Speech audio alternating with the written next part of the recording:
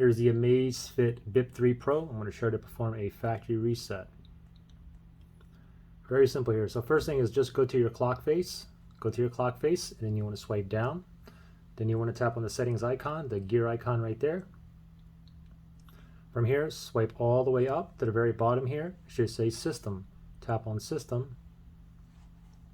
From here, swipe all the way up again, and the last one should say Factory Reset. Tap on Factory Reset, and it says here, all data will be reset to factory settings. Do you want to continue? If you want to continue, tap on the check mark right there.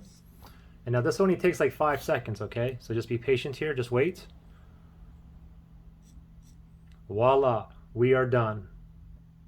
Now the only thing is, if you want to set it back up to the same phone, then what you should do is just go to your Zep app, and then you can see my Amazfit Bip 3 Pro, my before I factory reset is trying to connect. Okay, it says connecting. It's not going to connect. So I'm going to go ahead and tap on that, and I'm just going to go ahead and scroll all the way down. I'm going to tap on unpair right there, and then unpair again down here. Unpair.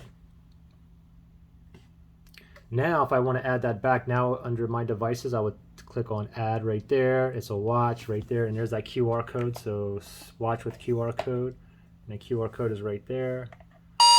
And boom, that's how you pair it back to your phone, the same phone, right? Good luck, guys.